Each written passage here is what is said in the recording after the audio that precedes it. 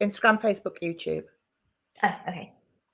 Okay, so go live. Just pressing buttons. Sit tight. Okay. Making sure. Hey, go live.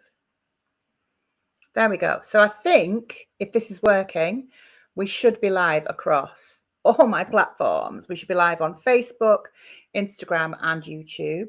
The last time I did this was with Christelle and we had no sound. So I'm hoping if someone's watching live, they'll be able to tell us that they can see and hear us. And whilst we're just doing our quick introductions, I'm going to share it into my group as well. But for those people joining us live, come and say hello. There is a slight lag. So if you say hello and I don't respond straight away, that's why. But welcome to another one of my Changemaker interviews. Tonight I'm chatting with Munira, who's in that there London. Munira's from OT for Kids. We've known each other for a little while now. And we're going to talk a little bit about the work that she does. And it's really interesting, the work that she does, because it's particularly around helping children and young people who struggle with handwriting, but not in the way that you might expect. So should we start with a little bit of introductions? As I've mentioned, my name's Heidi. I'm from EOTAS Matters. We work supporting parents and carers in neurodivergent households who need support with all things education for their children and young people. Do you want to do a little bit of introduction for yourself, Munira? Tell us who you are, how you found yourself here. And while you're doing that, I'm just going to share this into my Facebook group. Okay, I'm Munira Adenwalla. I'm a pediatric occupational therapist. I just have to say, I actually just turned 50 recently, so that feels like it's a big part of me. So I'm 50 now, and I've been an OT for 26 years, and I've always worked with children with sensory processing needs and ways of being.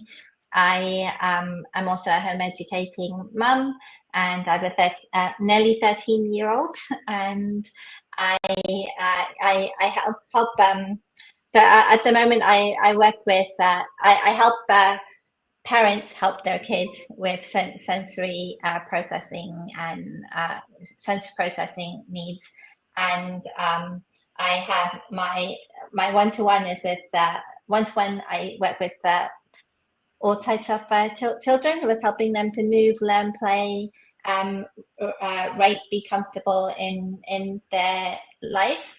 And in my online program, I made this program during lockdown to help, and so a business coach basically said to me, "What is it that you mostly see kids for?" And as an OT, I thought, "Oh yeah, we see lots of kids for writing, but we don't really work on writing necessarily to help them, because the writing is that it's a reflection of other difficulties that children have." So I made this program to help kids with writing using this, I call it the no writing way, and it's really, we get to the root cause of what looks like writing difficulties, and we start there to support them. And this over time has really evolved to be helping not just kids, because many parents learn about their own neurodivergence along the way, and I have two, so it's been really evolved into like a really a family affair,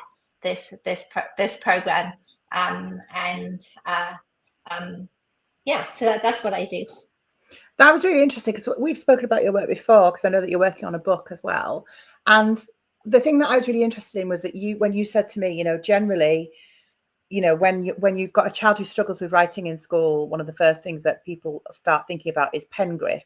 And you were like, yeah, that's a long way down the road, particularly when you're talking about neurodivergence. Can you just talk a little bit about what you've discovered as an OT and what you support parents with specifically on the way to pen grip? Because it isn't about pen grip, right? That's been like yeah. So I don't do anything with pencil grips and different types of writing utensils. So I will start looking at the child's whole body first, and specifically looking at sensory processing first, because and also another thing is, people often think, oh, we'll work on core strength and building core strength to help with their pencil grip, which is that's a step better than doing just pencil grip on its own.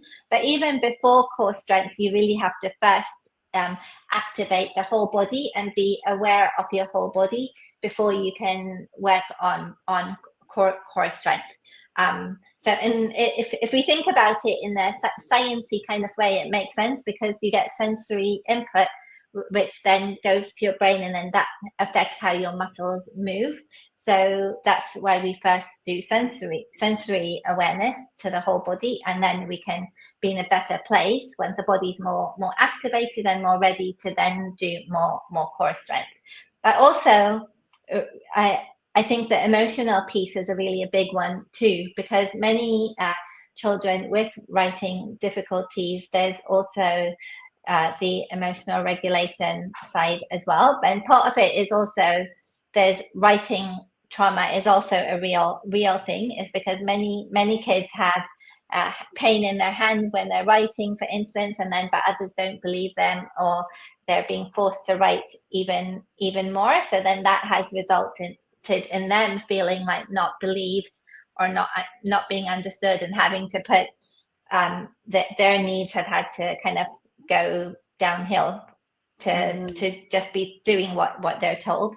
So then we have the writing trauma piece as well, and supporting kids in helping them to feel safe and heard and validated again. So that's a big piece of what we do as well in my work with parents and kids.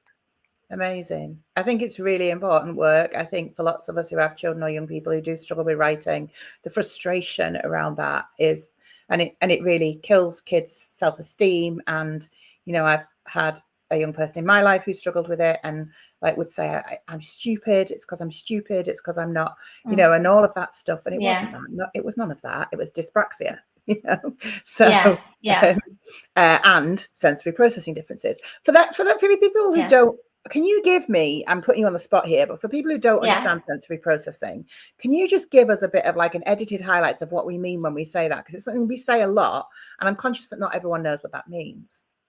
Yeah, so so the way I always describe sensory processing, this might say my age as well, because it's how I remember learning about a computer. How you have with a computer, you've got input that comes into the computer, then you have all the information that's processed in the computer, and then you have output.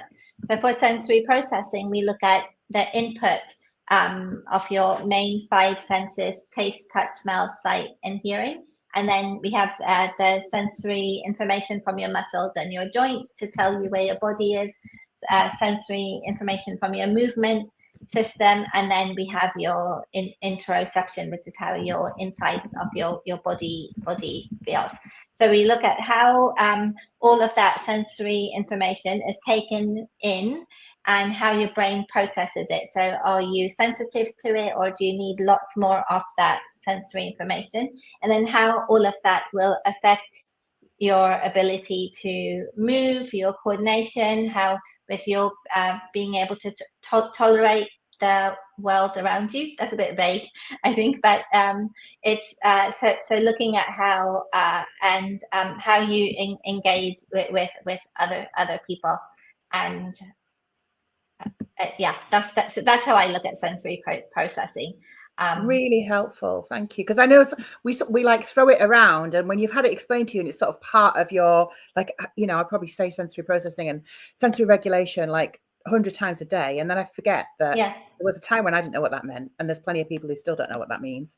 And like, if, like, as Barbara and I would say, if we all asked questions when we didn't understand, we'd all know how to do fractions. So really important.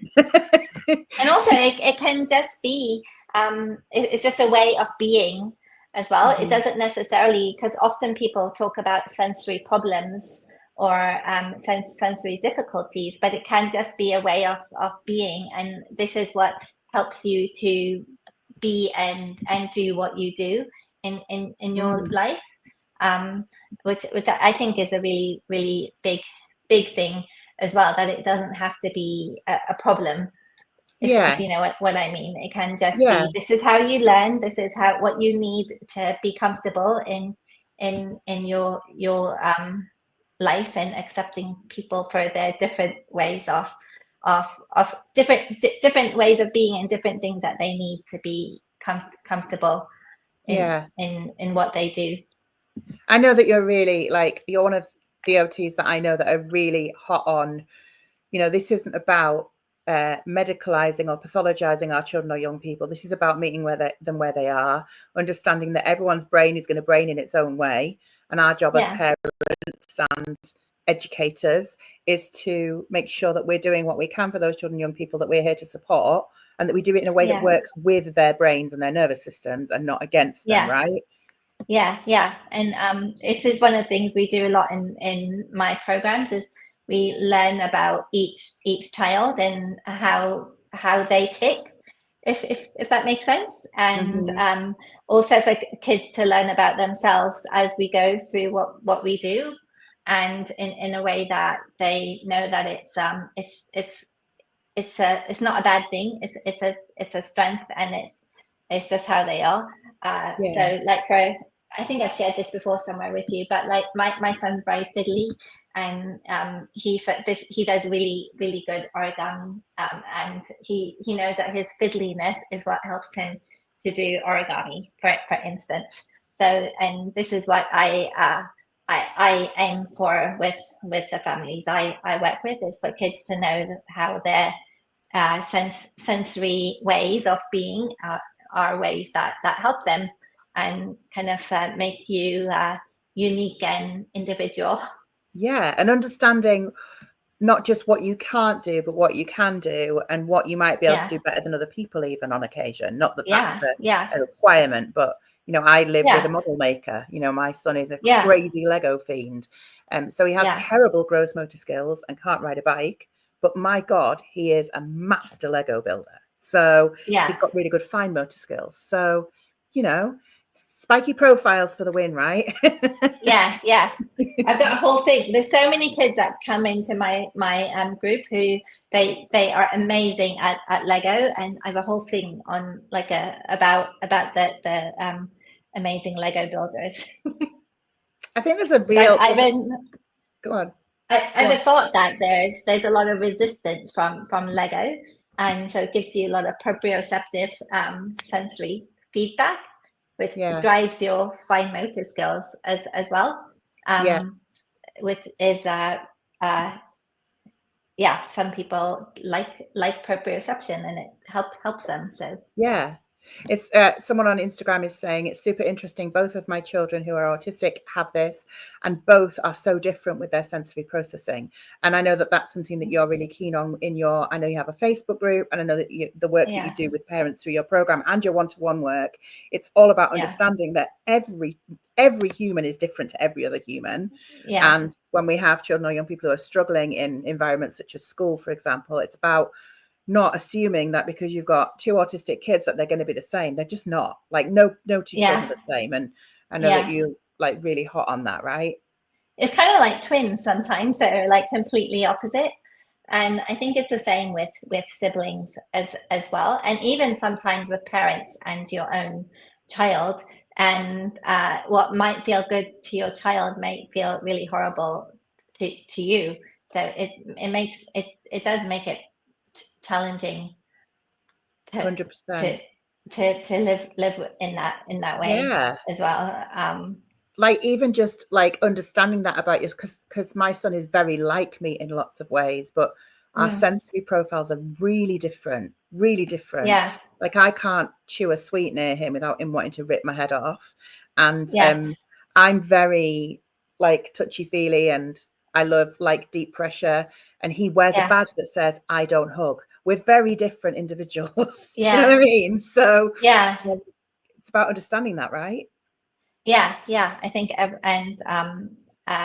understanding that, and also sometimes knowing what your capacity is, because sometimes as a parent we have to kind of stick it out a little bit more for our kids, and I think when they get a little bit older, it sometimes can be a bit easier. You can talk about it with them a bit more, and but when also as parents, sometimes we have lower capacity on some days and higher capacity on other days to be able to deal with things. Yeah, absolutely. So let's talk a little bit about what you do. Someone's saying on Instagram, yes, I wish the school knew that, right? So, but that's why professionals like Munira are doing the work that they're doing. So let's talk a little bit about your Facebook group. You've got a Facebook group called Helping Kids Write. Talk to me about what you do over there. It's a free group that people can join, right? I'm going to put it up on the screen. So it's a free group, and it's where we talk about lots of things, not just writing, really, because as I always say, writing difficulties are not about writing. And it's about these underlying sensory processing and emotional regulation and coordination skills. So we talk about all those underlying skills a lot in the group. And we also talk about parenting in the group as well, because that's part of life with our kids, and also neurodivergent parenting and sensory processing needs for children and for us as parents as well. And we also talk about core strength and coordination, and it's a really, I'm biased, but I think it's evolved to become a really supportive space with really nice parents in there that are really supportive and understanding, and I feel like it's grown into being a really neuro affirming, friendly, kind place to be. Yeah. And you've got parents in there who have been through your group program as well, haven't you? So you've got parents who can learn from other parents, which I think is such a gift to be able to, like, it's nice having a professional, but it's also nice having other parents who, you know, kind of like are aligned with that professional, and like under your guidance and with your help, they can have conversations with each other as well. Yeah, it's really nice. And I learn so much from parents as well, because we all have our kids are all different. So I learn so much from them as well. And I feel like I'm quite because I am the kind of parent that I work with as well. And I feel that I've made this group for myself in many ways, because I just really like that. You know how they say to be around the kind of people you want to be, and that's the kind of group I feel like I've got, and it's so that's why I feel quite a little bit selfish in the way that I've made this group for myself. Exactly. It's like when they say, and who is your ideal client? You start describing them, you think, oh, my ideal client is basically where I was 5 years ago, because I know how much I struggle to access the information that I now give to parents, and it's the same for you. So because no one else is doing it, I do it, and that's the same for you. But I like that kind of blending of parent and professional, because you've got the personal experience that you've experienced with your own children, but then you've also, you know, you're a proper grown up and you've got qualifications and you're an OT and you understand sensory processing. So it's that lovely blend. I think it's an absolute gift. And you know how also I would want to do for other people as I would want to do for my own child. I would want like the best for them, and I feel that that's what we do in this group. And it's also like my son, we've accessed a lot of support, but it's never been one-to-one or direct for him. I've accessed support for me to learn how to help him, and that's what I do in this. I'm really big. This is one of my really big things. I feel that parents, you know your child best. You have an intuition of how to help your child, and that as an OT, I'm here to kind of to join forces with you and absorb everything that you know, and kind of help in that way. And I feel that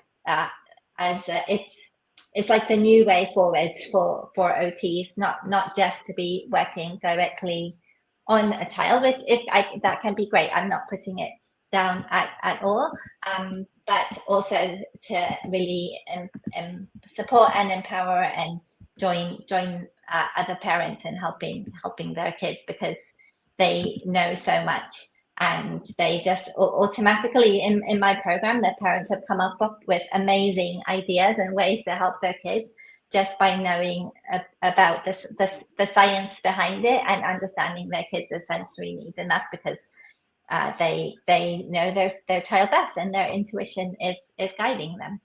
Yeah. And I think the other thing as well about like working with parents in that way, you're teaching parents things that they can understand their own young people better, but then they're able to communicate that with their child or young person in the way that they know works best for their child or young person. Yeah. So it's Yeah. not like something that you do to the child. It's something that Yeah. you empower the parent to be able to do with the child, which I absolutely freaking love as a model. I think it's absolutely the way.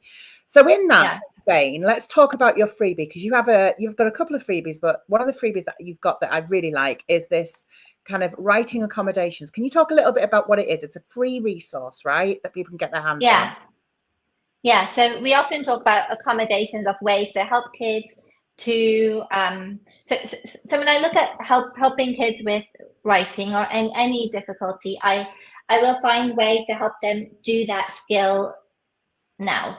And then at the same time, we'll look at how can we support and build these underlying skills for them as well. So this writing accommodations guide, it has got strategies and ideas of helping kids to access or be involved in and participate with writing now at school, or it could even be for kids who are home educated. And in there, I've got strategies for to support the underlying skills, or ways to warm up with those underlying skills, and then ideas of ways that they can write in other ways now, and also just encouraging that all ways of writing are okay, just as we say like all ways of communicating and speaking or non-speaking ways are okay. The same is for writing. They're all okay as well. So that's what's in this writing accommodations guide.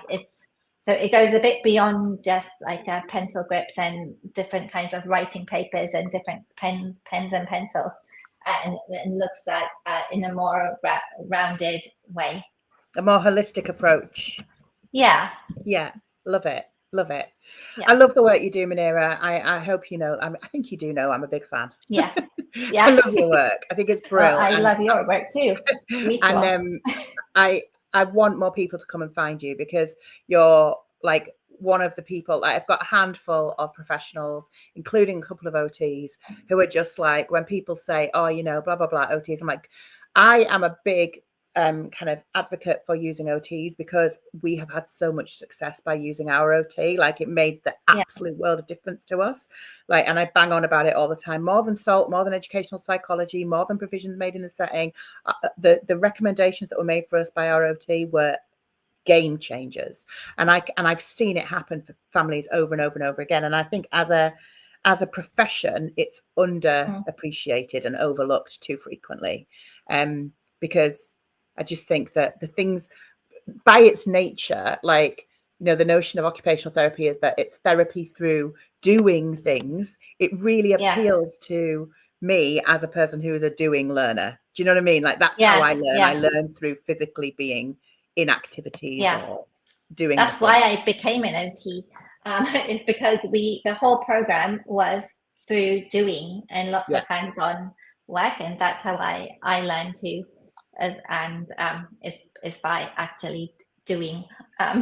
Exactly. And for lots of our kids who aren't like paper-based or book-based learners, it's absolutely essential that they feel physically engaged in whatever it is that they're doing, right? And they understand how their mind and body becomes physically engaged in things, because it's absolute key. If you're in an environment where you're not able to focus and be present, doesn't matter what's happening.